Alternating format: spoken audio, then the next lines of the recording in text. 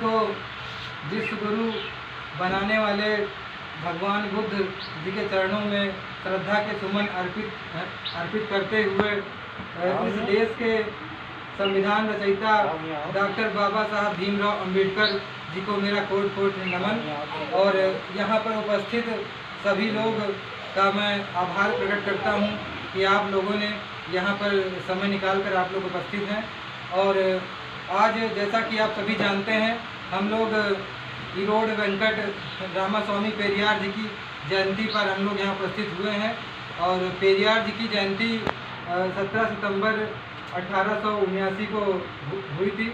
और रामास्वामी पेरियार जी दक्षिण भारत के तमिलनाडु के जो है महान समाज सुधारक थे, जिन्होंने जो है समाज में फैली कई प्रकार की कुरीतियों का विरोध किया था, जैसे बाल विवाह, विधवा विवाह और उसके बाद छुआछूत भी। और छुआछूत से तो उनको जागरूक वहाँ से वो हुए थे क्योंकि उनके साथ भी एक छुआछूत हुआ था, आप लोगों को पता होगा। एक बार वो काशी विश्वनाथ के मंदिर में से कहीं गए थे वो, तो उसके बाद उन्हें धक्का देकर मंदिरों से निकाला गया क्योंकि पिछड़े समाज से थे और जहाँ पे वो खाना खा रहे सभी ब्राह्मण लोग थे।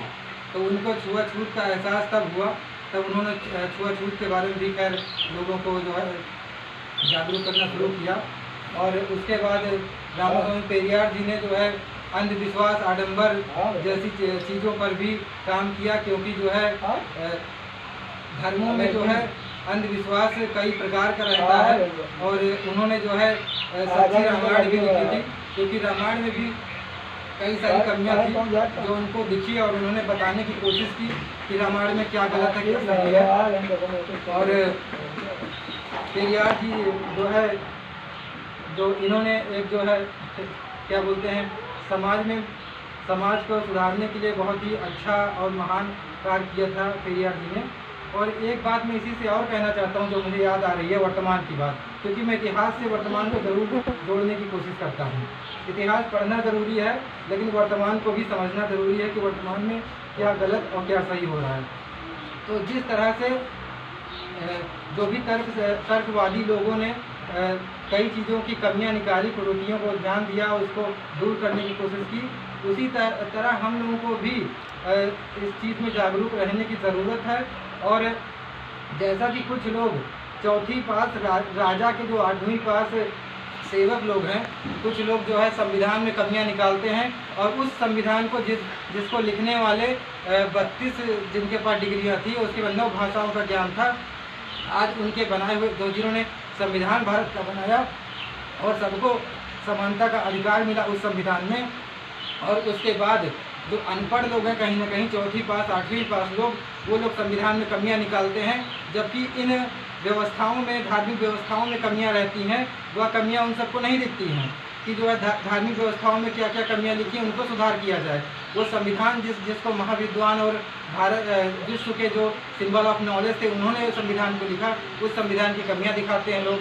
तो हम लोगों को इस पे और काम करने की ज़रूरत है, जिस तरह से पेरियार जी काम करते थे और जितने भी ललित सिंह यादव जी थे, जितने भी ऐसे महान व्यक्ति थे जिन्होंने समाज में कुरीतियों को दूर करने का काम किया था, इस पर हम सभी को जो है ध्यान देने की ज़रूरत है।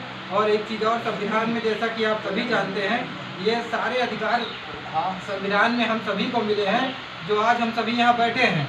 सबसे पहला देखिए आप लोग सब लोग पढ़े लिखे, आप लोग जानते होंगे आर्टिकल 19A में जो हम लोगों के बोलने की आज़ादी, जो आप सभी हम लोग यहाँ पे बोल रहे हैं, आर्टिकल 19A में है, ठीक। और उसके बाद जो हम लोग यहाँ पे कार्यक्रम कर रहे हैं, सभा कर रहे हैं, ये भी आर्टिकल 19 के B में लिखा है, ठीक। और उसके बाद जो हम लोग संगठन बनाते हैं, अपना संघ बनाते हैं, वो भी आर्टिकल 90 के C में लिखा है। तो ऐसे कई सारे अधिकार संविधान में दिए हैं और संविधान ने सबको समानता का अधिकार दिया है।